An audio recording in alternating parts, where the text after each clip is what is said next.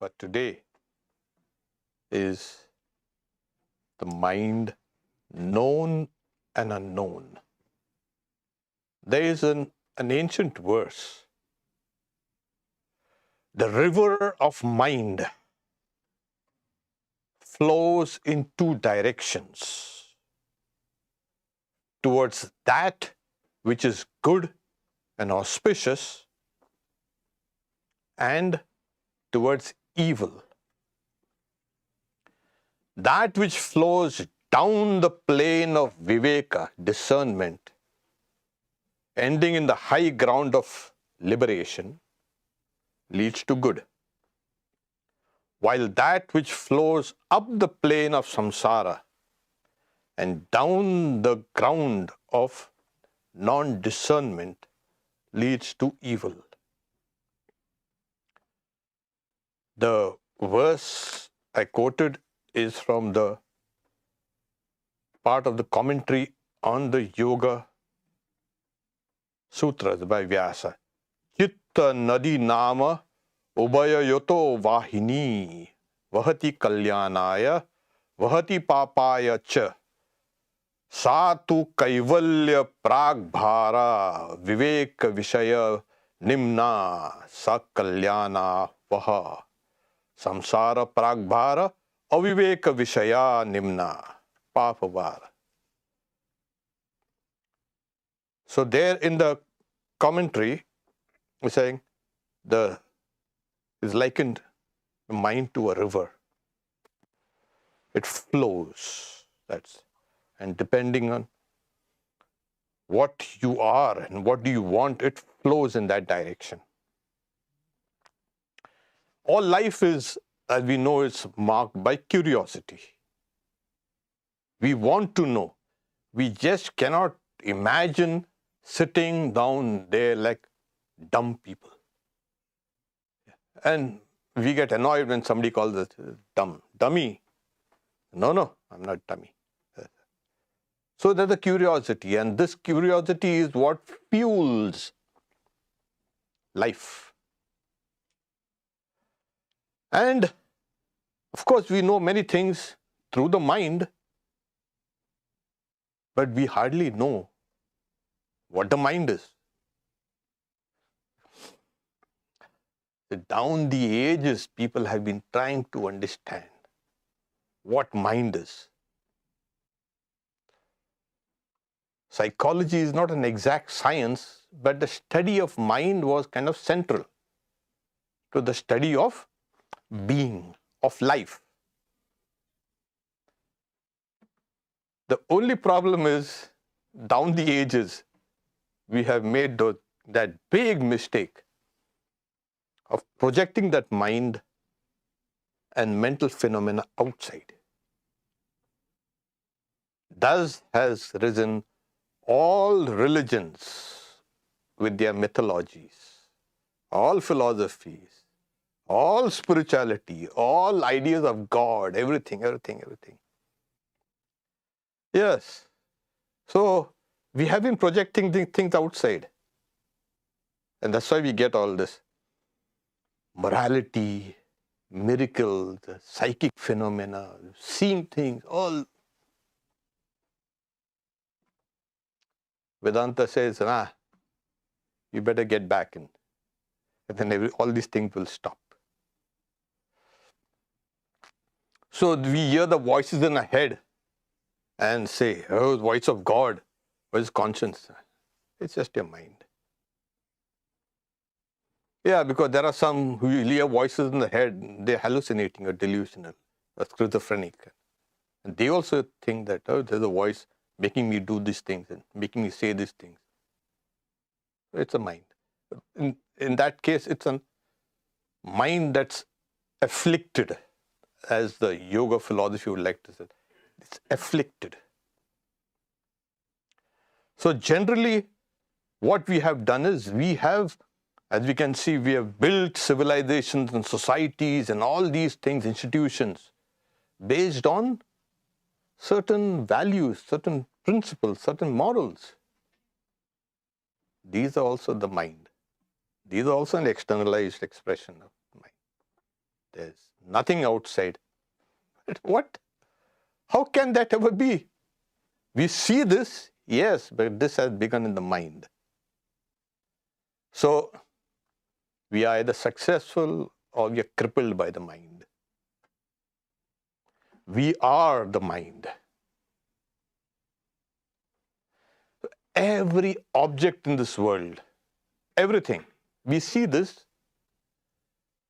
and this includes our mind also, is known and unknown. You can never know a thing in its entirety. Impossible. And you can know the mind, yes, but only partially. Everything in this world stands between the known and the unknown. And we think that this world is real in its absolute sense.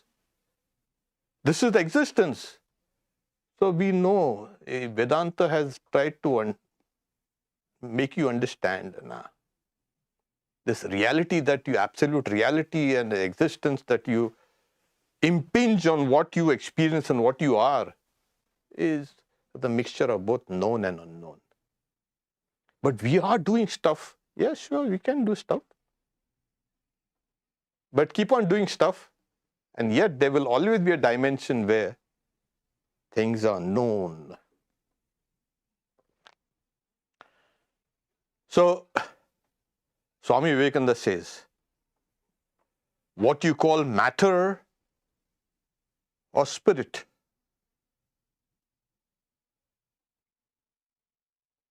we like to call them, he's saying, call them one or call them many. And we cannot say that it is, we cannot say it is not.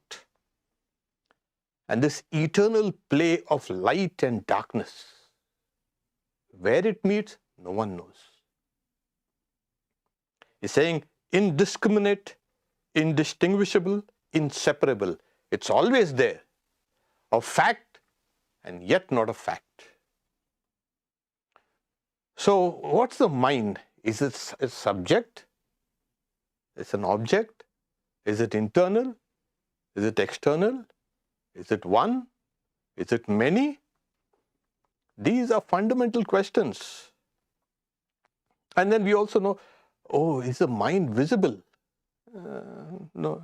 Is it invisible then? So it is all these things. It is internal, it is external, it is subject, it is object, it is visible, invisible. It is one, it is many.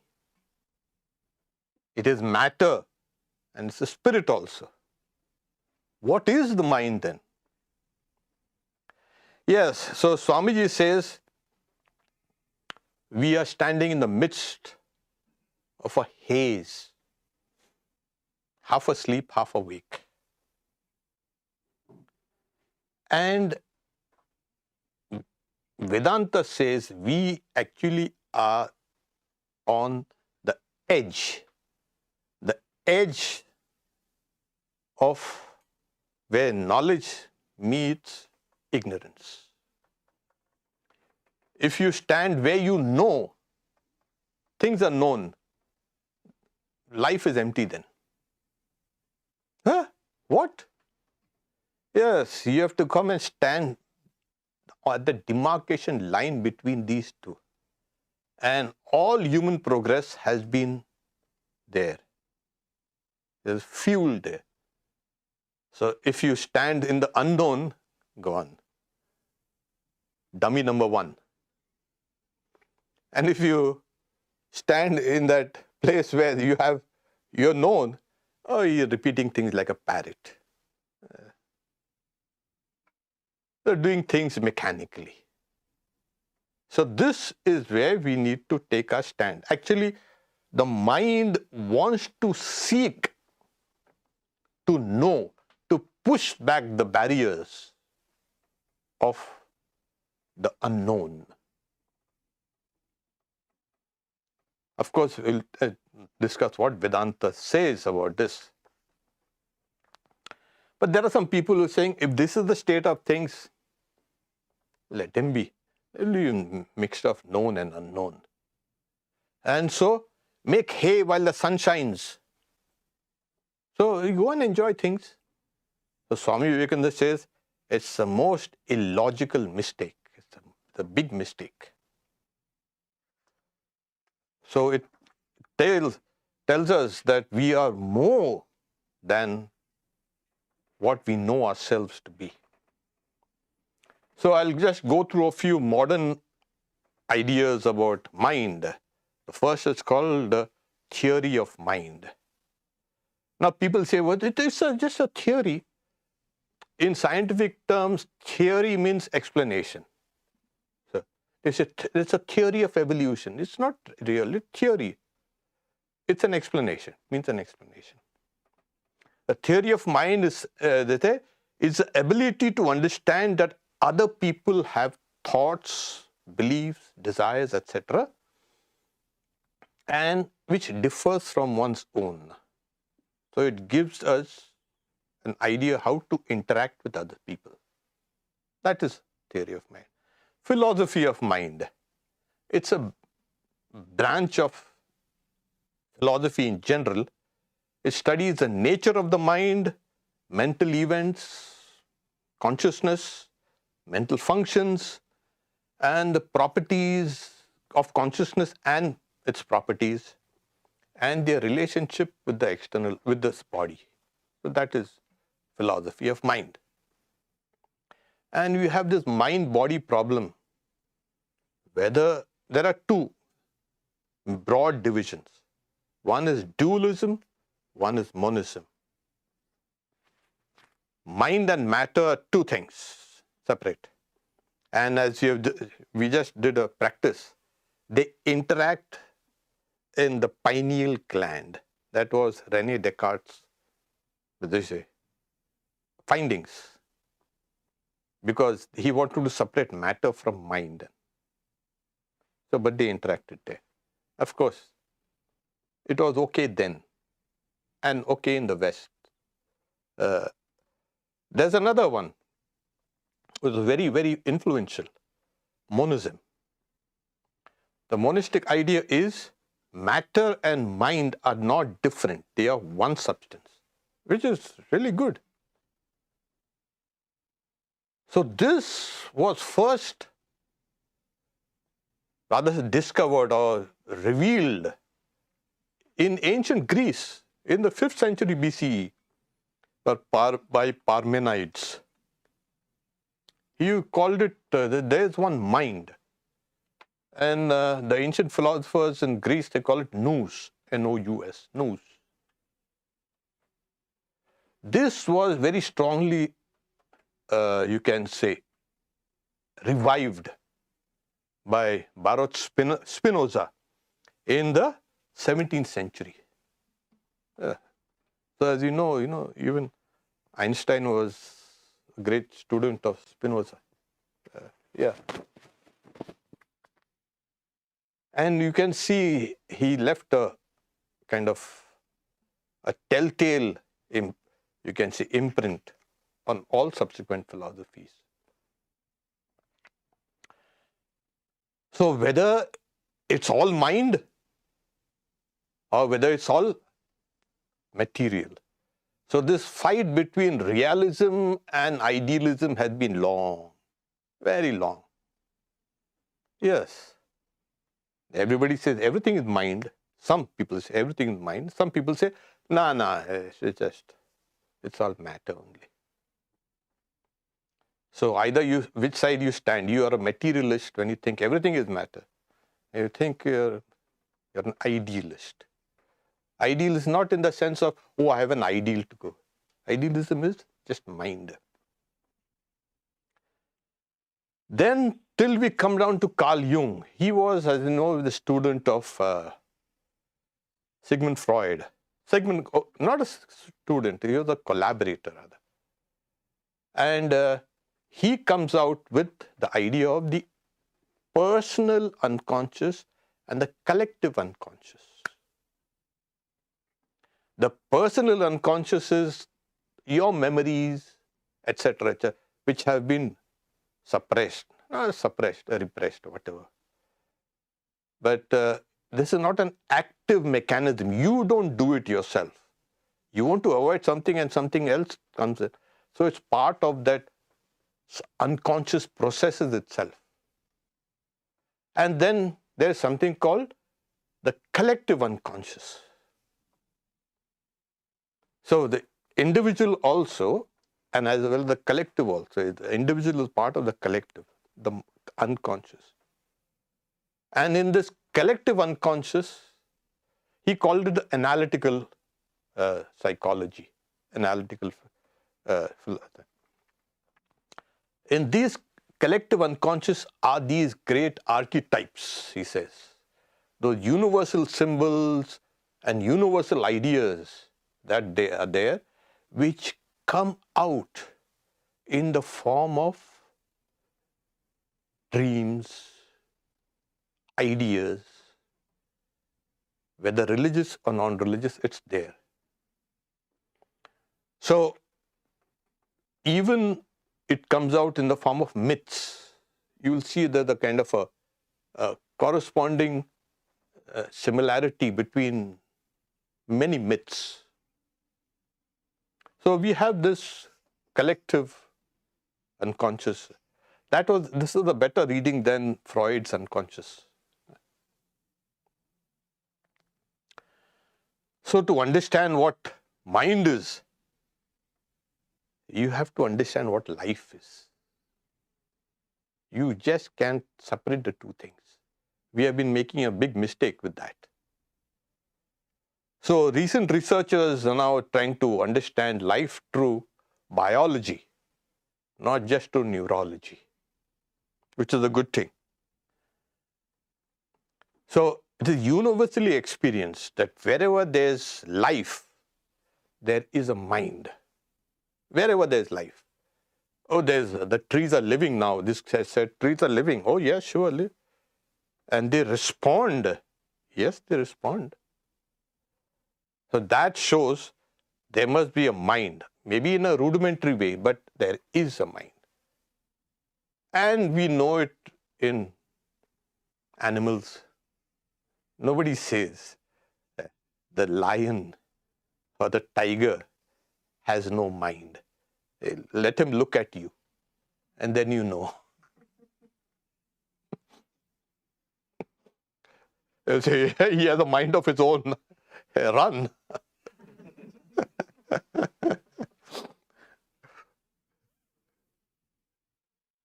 So wherever there's life, there will be a mind. You cannot separate the two things. Now, wherever there's life and wherever there's a mind, there is always a movement. You can see mind is a movement.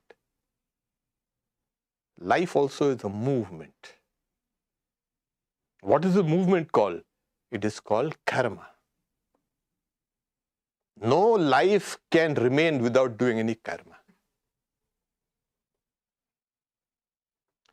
Now, the other problem is, we do karma, that's okay.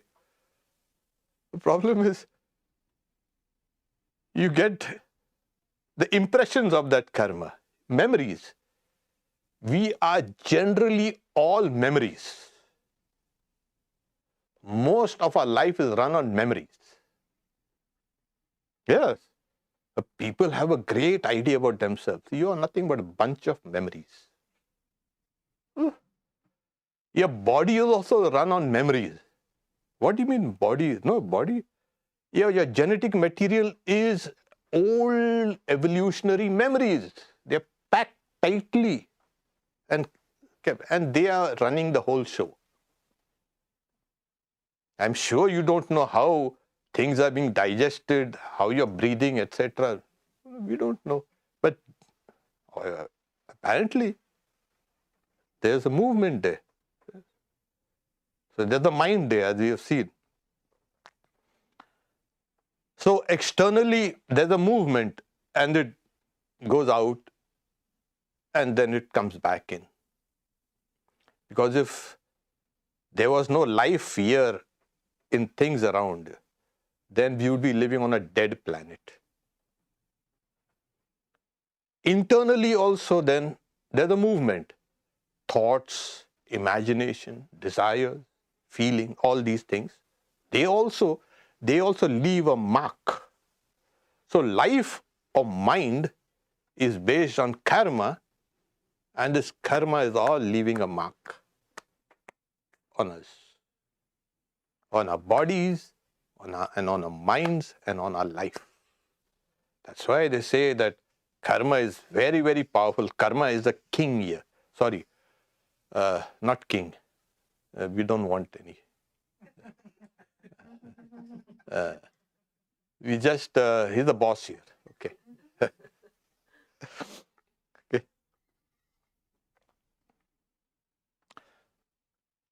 So we have, as I said, there's a movement.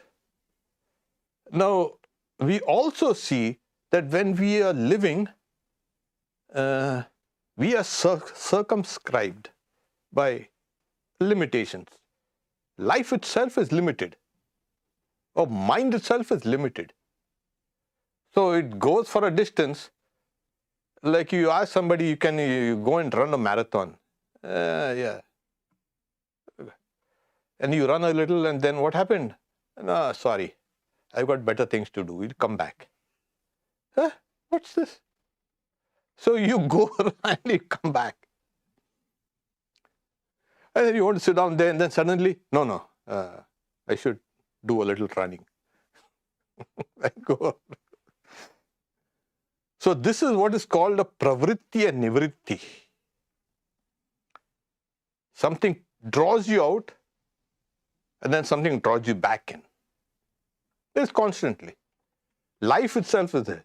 If life itself, that is, life is dictated by karma. Karma is taking you out and then pulling you in. And so mind also is like that. It goes out a little and it comes back. It goes out where it find this places uncongenial. Let's come back. So these are the two movements. It goes out. But in the process, what happens is as it goes out, it contacts different things. And depending on the strength of your life or your karma, it goes out, contacts people in the larger, you can say, concentric circles. Goes, touches it, and comes back. It comes back with knowledge, etc. And also, that very movement then becomes either enhanced or empowered or diminished. So I went to that place. I'll never go to that place now again. No. Oh, I like that place. I'll go there again. You go. So this is the movement of karma, or you can say the movement of the mind, or the movement of life. So it's called pravritti and nivritti. Mind is always in these two modes. It is never static. If it is static, it's gone. Then it's time for you to leave this place. So constantly we are in the midst of these two forces, one countering the other. So you know what? My mind is restless. Of course it is restless. Arjuna also was grumbling about it. My mind is restless. I cannot do anything about it. Yeah, you can do it about it. Then Krishna gives him some advice. Now, in our bodies, you can see, it's obvious that it's all networked. Now, we have a kind of strange idea that it's only the nerves that make us networked. From here, it goes down. There are other nerves also. But your blood, your bones, your marrow, everything is networked. If it is not networked, you die. So it's not, so there, this whole body lives, or the mind lives, because it is networked. Okay, this is what I. Then I look around according to the theory of mind. I say, oh, they are also alive. They also must be having a mind. They also networked. And here comes Vedanta is saying,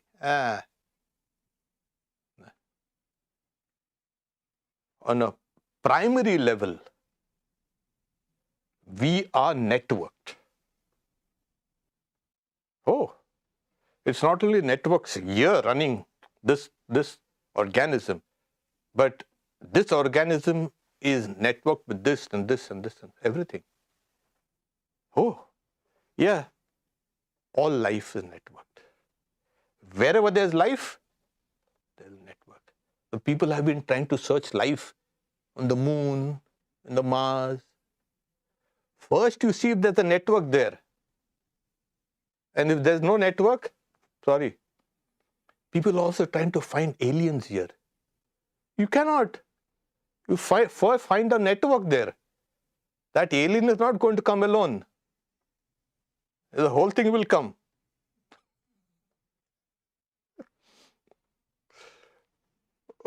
Oh, the advanced guards and all. So, to come back to the subject matter. All life is networked. Otherwise, it won't survive. Like the body won't survive if it is not networked. Whether it's a nervous system, parasympathetic, etc., or whether it's an immune system, it has to be joined together. So all life also has to be one big organism. Yes, there are some trees which are 5,000 years old. 5,000 years old, still living. Oh my God. Yeah, I think it's in Arizona. Amazing. And there are some trees, etc. There are, I think they have covered miles and miles of forest. And everything is connected. Whether you call it mycelium, whether you call it whatever, everything has to be networked. Nothing can survive without networks. So mind also will follow that same. We are all networked. Cannot get out of this. Suppose I want to get out of this network. Sorry. The worst thing is, like Vedanta says, you get out and come back again new. But you cannot get out the network. And if there are higher worlds, they also have to be networked. Yes. So there you are. So you are living with the gods also. Where you want to go, the gods are connected with you. Okay, let's come down. All life, you can see, life is a network. But it is driven by one thing, the sense of self, the ego. If it is not there,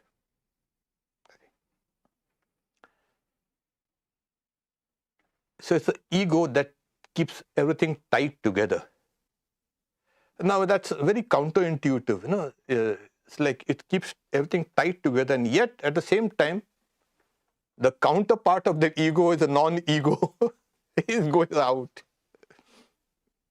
Because you cannot just live by yourself. You'll go crazy. Yeah. The ego wants others. There was a book long time back, The Selfish Gene.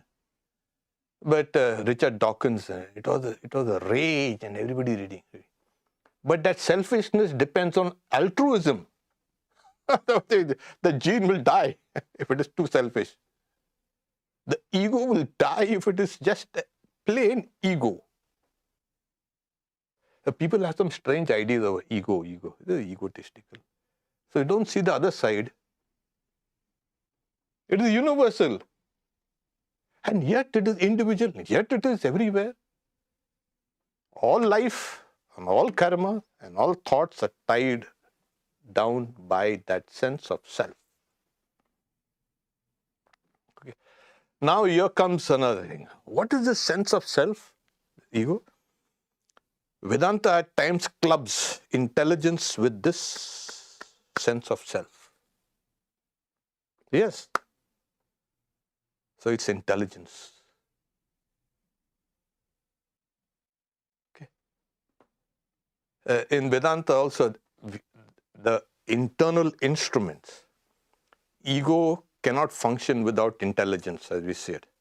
So it's the same thing. Sometimes intelligence is looked upon as ego and ego is looked upon as intelligence. Then we have something called the mind also. And then we have something called, you can say, memories. So all your memories and all those things that you see, memories and the mind is only a faculty of kind of movement. It goes about here and there. And then intelligence and ego. That is called the inner instrument, antakaran. Now we'll come to, there's a verse that comes in the Brihadaranyaka Upanishad. They say, I was absent-minded, I did not see it. I was absent-minded, I did not hear it. It is through the mind that one sees and hears. Then he says, desire, resolve, doubt, faith, want of faith, steadiness, unsteadiness, shame, intelligence and fear. All these are the mind. Even if one is touched from behind, one knows it. That's a form of a mind. It is known to, therefore the mind exists. So all these emotions that we feel and this and that and all, yeah, that's a limbic system and this and that and all those things. Yeah, remove the brain out. Why? Because now you're concentrating all your studies on the brain. You just cannot be just a brain. The brain has to be boxed within a larger context. That's why you have all these things. So the biology also is important, not just neurology. So these are the mind. Everything is the mind. Then it says, whatever desirable to know is a form of the mind. The desire to know is the mind. So in Vedanta they say that first thing to appear is the mind. And where did it appear? Oh, it's like a seed that has been buried and then it starts germinating and sprouting, and as it sprouts slowly, the first thing that happens is the appearance of the mind. This is called the cosmic mind or Mahat.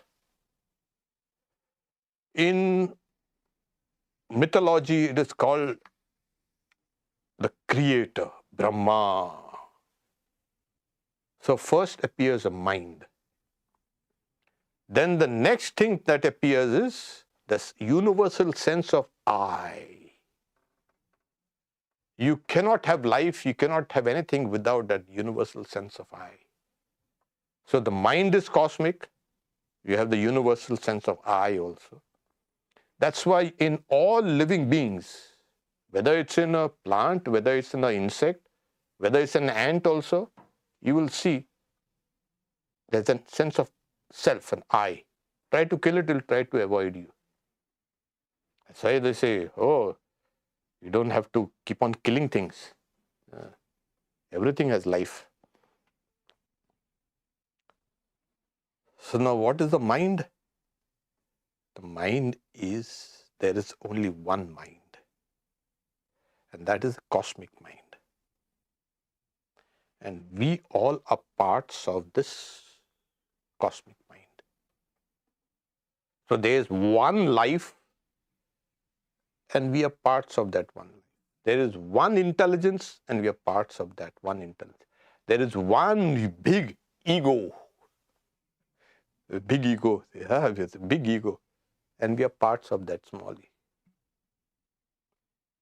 I think that is understood. So what is the material? What is the material of this mind? We're talking about mind. The same thing like this material, but only in a finer form. It's called a subtle creation. Because we see, I want to design this paneling. And where does the design start? It starts with your mind. I want to build a building. Starts with the mind. Everything starts with the mind. I want to go and make friends with that person. It starts with the mind. So the mind comes first. So the mind is material. Oh, really? After all these things, yes, but it's a very subtle matter. It is called the tanmatras. Tatmatras. It's so subtle that it is not perceivable. You can perceive it, of course, through meditation, etc. Like you can perceive the mind itself. The subtle mind can be perceived through a very subtle form of vision, which is not this eye, maybe the third eye.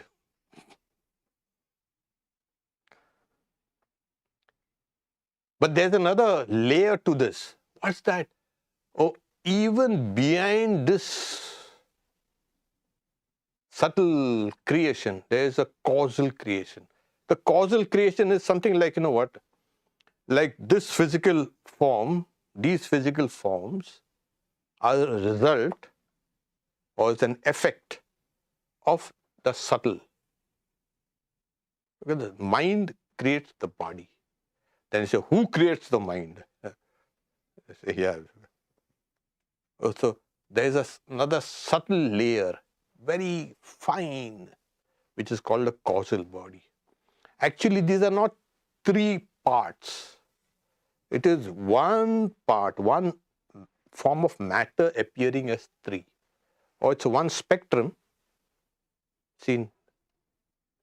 This is actually what is called embodiment.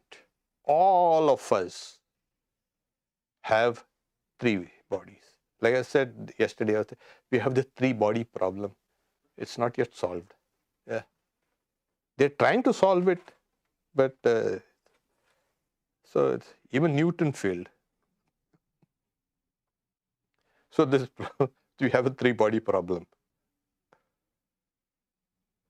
So just to think that the body is inert, etc., etc., etc. No, it's suffused with the mind. And the causal body also is suffused with the mind. So there's the entire thing, or you can call it entire thing is suffused with life, or it's karma, it's a movement, etc. But the material of the mind is the material of the universe. You cannot have something alien coming in, this is separate.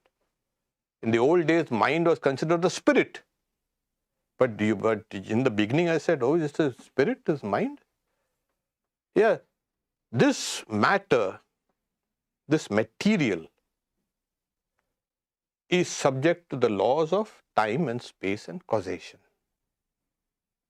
You cannot have any material that is not subject to these laws. Time, space, and the laws of causation. Physical, chemical, biological, all these laws come into this laws of causation. One thing gives rise to another, another. And we can see how one thought gives rise to another thought.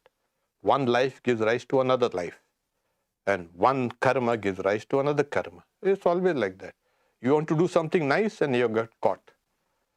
So I've been telling people, be careful. Of course, it's better to do good things and get caught up in doing good things than getting caught in doing bad things. You think on the good thought and then it starts in. That's why we say, keep on doing japa. You keep on, it will start increasing. That's the nature of thought. So this entire thing is like, it's material. But what about the spirit? They used to call it a spirit. No, no, it's not spirit. But what about this awareness, etc., etc.? So Vedanta will give an idea of proximity. Some things which are like a red hot iron ball is in proximity to fire. And then what happens? The red hot iron ball thinks, I'm fiery. I can burn things up. But actually it's borrowed. So because the mind and the causal body is so very subtle, it catches the reflection of something else, which is consciousness, the Atman. Now we say, oh God, if life is one cosmos networked, if all karma is all networked, consciousness also will be all over the place. Everything has at the background consciousness. Why is that so? Yes, it is because we cannot have an eternal material, but we can have an eternal consciousness. And this consciousness is what is the foundation of your mind, your ego, your intelligence, your life, your karma, and everything. That's why it's better. So towards the end, you come to what is known and what is unknown. Vedanta says you transcend both known and unknown and come face to face with that which is beyond the known and unknown. And what is that? That is immortal. That is the Atman. That is eternal. That is infinite. So what about this small life of it? So Vedanta will say, first thing, don't forget about your consciousness and this and that. It's study of consciousness, want consciousness. Try to feel yourself as one with all life.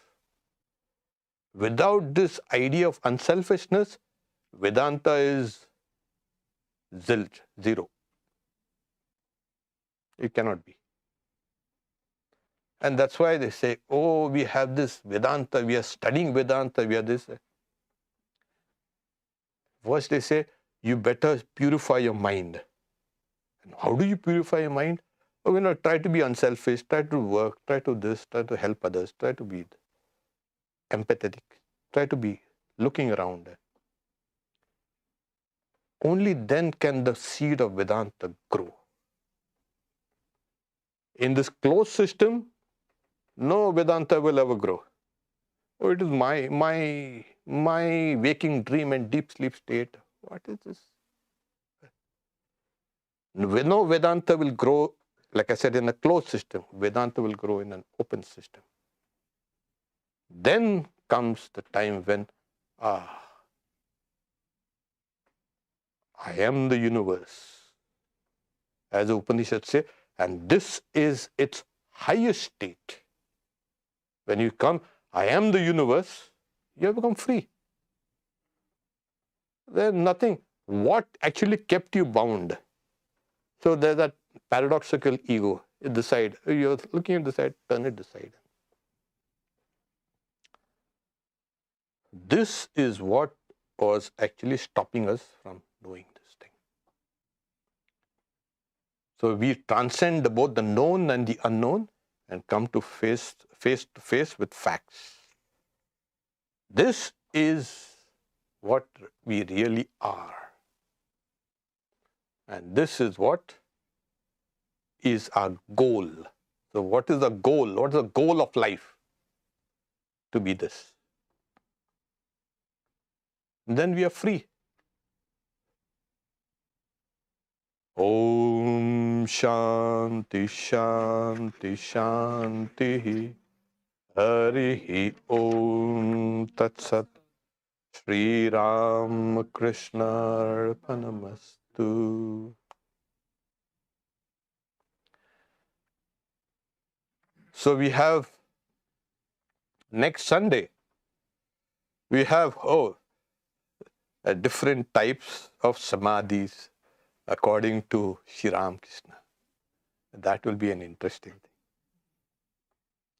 So we've begun today, like we did today, 10 o'clock we have a meditation from 10 to 10:30, and from 10:30 we commence with the talk. Today, of course, this evening we have Ram Nam. We also, on Friday, we have a guest speaker, a guest Swami, who's coming from, he's right now in Berkeley, he's coming up here. So he's Swami Vidyanathananda. He will be speaking to spiritual conversations. I don't know what is going to be.